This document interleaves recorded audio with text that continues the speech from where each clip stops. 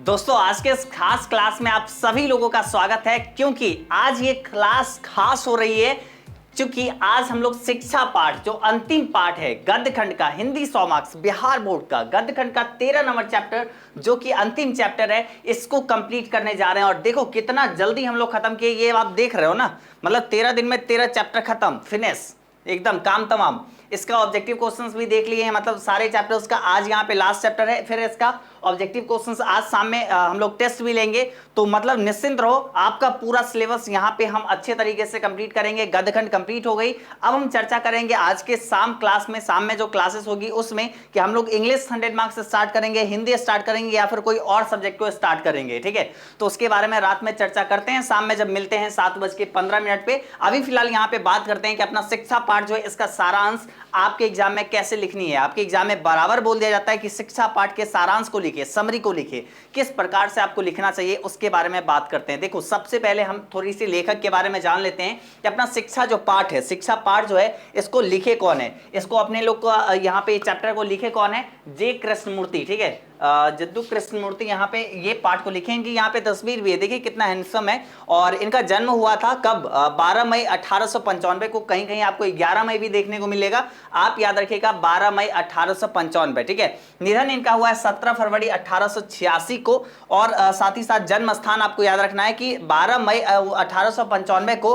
मदनपल्ली, चित्तूर, आंध्र प्रदेश में इनका जन्म हुआ है। और अगर निधन भी अगर याद रखना है तो कैलिफोर्निया याद रखना है, कैलिफोर्निया में निधन हुआ है। लेकिन कुछ खास जरूरी नहीं है वो चीज याद रखना, कचरा क्यों याद रखोगे।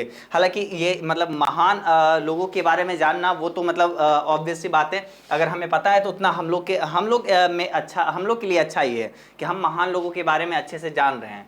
ठीक है, अभी चलो यहाँ पे अपना जो सारांश है, समरी है, मतलब आपके एग्जाम में बोला जाता है ना कि सारांश को लिखे, समरी को लिखे, तो आप कैसे लिखोगे, आप किस प्रकार से लिखोगे उसके बारे में बात करते हैं। तो देखो ऐसे अगर एज इट इज आप लिखोगे आपको पूरा में पूरा मार्क्स मिलेगा, नो डाउट आपका एक भी मार्क्स कटेगा। ठीक है, तो चलो स्टार्ट करते हैं। यहाँ पर लोग देखो लाइन ऐसे स्टार्ट करना, एग्जाम में क्वेश्चन है जे कृष्णमूर्ति द्वारा रचित शिक्षा पाठ के सारांश को लिखे। ठीक है, अब आंसर देके आप ऐसे लिखना स्टार्ट करना। जे कृष्णमूर्ति मानते हैं कि शिक्षा मनुष्य का उन्नयन, मनुष्य का उन्नयन करती है, मनुष्य को बहुत सारी चीजों के बारे में उन्नयन करती है, उससे जानकारी यहाँ देती है। वह जीवन के सत्य, जीवन जीने का तरीके में मदद करती है। ठीक है, वह जीवन में सत्य क्या है, सही क्या है, उस चीज को पता लगाती है। और साथ ही साथ जीवन जीने के तरीके में भी मदद करती है।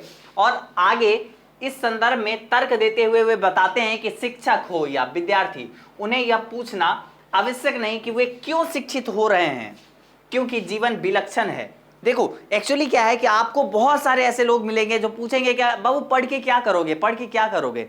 देखो ऐसे बोलो ना कि पढ़ तो वैसे सही जो बात है, मतलब अभी ऐसा सिचुएशन हो गया कि सिर्फ नौकरी के लिए पढ़ रहे हैं, लेकिन सही बात शिक्षा के मायने सिर्फ नौकरी है, नौकरी पाना है नहीं है।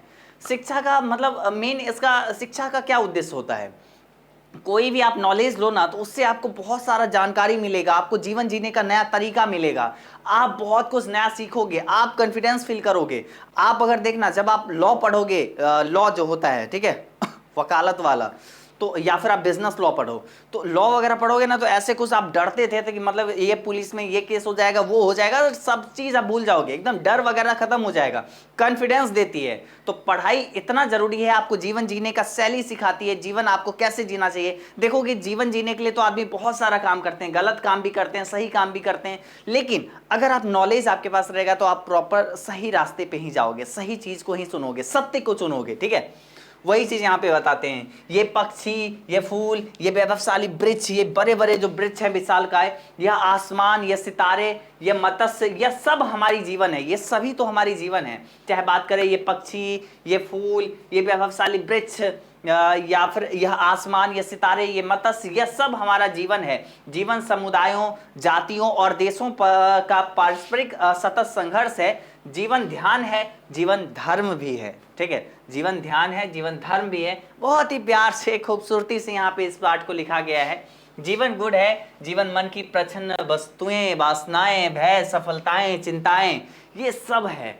शिक्षा इन सब का अनावरण करती है, शिक्षा इन सब को अनावरण करती है। साथ ही साथ शिक्षा का कार्य है कि वह संपूर्ण जीवन प्रक्रिया को समझने में हमारी सहायता करे। ये जीवन प्रक्रिया है, ये जीवन क्या है, ये जीवन को समझने में शिक्षा बहुत मदद करती है, बहुत मदद करती है। कोई भी चीज में आपको ज्ञान हो, नॉलेज हो, वही उसी को ना शिक्षा कहते हैं। क्या आप 10वीं की 11 की ऐसा ये इसको शिक्षा कहते हैं? अरे दोनों को कहते हैं। बेवकूफ बोल रहा है नहीं, उसको नहीं कहते हैं, नहीं उसको भी कहते हैं, वो भी हम लोग शिक्षा ही ले रहे हैं। 10th पढ़ रहे हैं, 11th पढ़ रहे हैं, 12th पढ़ रहे हैं, वो भी है, ठीक है ना, कि हमें केवल कुछ व्यवसाय या ऊंची नौकरी के योग्य बनाए। ठीक है, एक बहुत बच्चा जो था ना, वो बोला था शिक्षा का आज उद्देश्य ये नहीं होना चाहिए कि मतलब कि हमें नौकरी पाएं।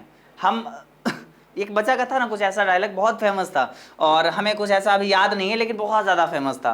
कृष्णमूर्ति कहते हैं कि हमें बचपन से ही ऐसे वातावरण में रहना चाहिए जहां भय का वास ना हो, नहीं तो व्यक्ति जीवन भर जीवन भर के लिए कुंठित हो जाता। देखो, एक तो सबसे पहली बात यहाँ पे जे कृष्णमूर्ति बहुत ही प्यारा, बहुत ही खूबसूरत बात बोले हैं कि शिक्षा का उद्देश्य नौकरी पाना सिर्फ नहीं होना चाहिए। शिक्षा का उद्देश्य बहुत सारा चीज अलग है, जीवन जीने का तरीका, जीवन में सत्य क्या है इसकी खोज करता है। साथ ही साथ आपको बचपन से ही ऐसे वातावरण में, ऐसे जगहों पे रहना चाहिए, ऐसे वातावरण में रहना चाहिए जो भय मुक्त हो, जो स्वतंत्र हो, तभी आप कुछ सोच सकते हो। नहीं तो आप डरते रहोगे तो कुछ सोचोगे नहीं, और सोचोगे अरे कुछ गलत कर लेंगे तो आके कोई धो देंगे हमको, दे थप्पड़ दे थप्पड़, तो ऐसे डरोगे तो उस समय पे आप कुछ नया स्टेप, कुछ क्रिएटिव नहीं कर पाओगे।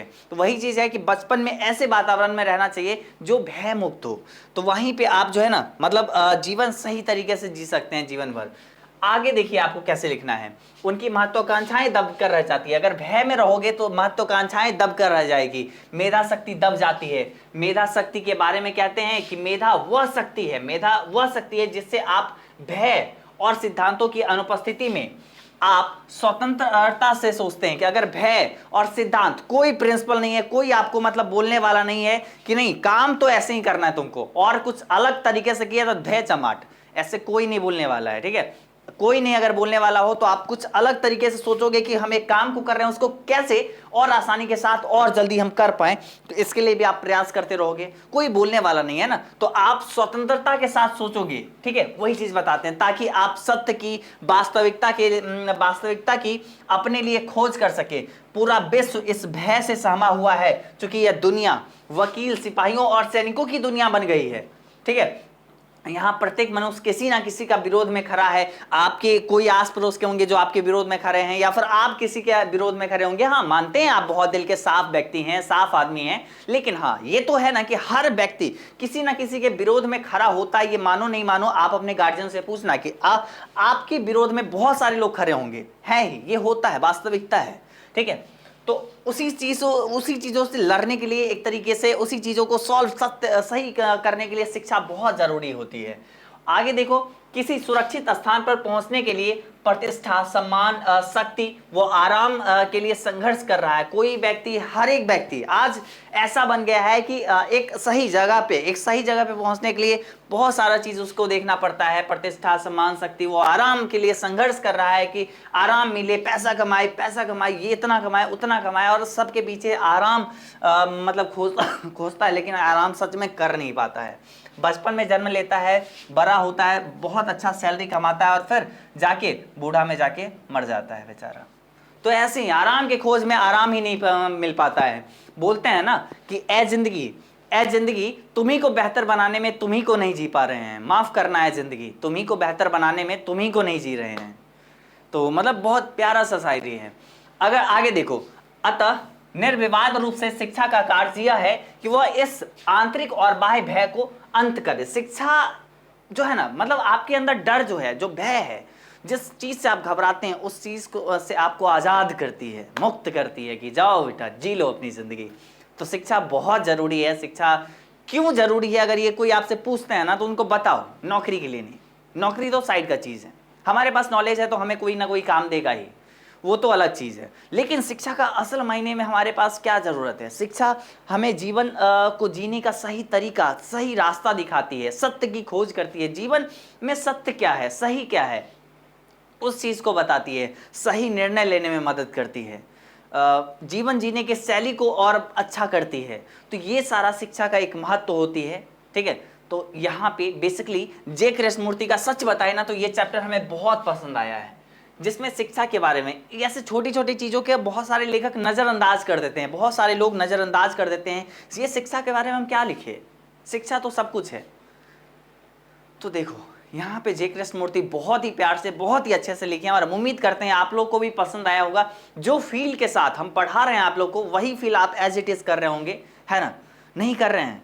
कर रहे हैं ना ऑब्वियसली। देखो अगर पसंद आया तो इसको लाइक करना इस वीडियो को, साथ ही साथ चैनल को सब्सक्राइब कर लेना। इस चैनल पे आपको पूरा अच्छे से हिंदी का पूरा सिलेबस मिल जाएगा, नीचे प्लेलिस्ट का लिंक है, जाके आप हर एक चैप्टर 1 से स्टार्ट करना, चैप्टर 13 तक आ जाना और सारे चैप्टर्स का वीडियो लेक्चर आपको मिल जाएगी प्रॉपर वे में, अच्छे तरीके से, ऐसा कि आपको कभी कोचिंग क्लास जाने की जरूरत नहीं मिलेगी, जरूरत पड़ेगी ही नहीं, कोई जरूरत ही नहीं है, सब कुछ यहाँ पे करवाया जाएगा।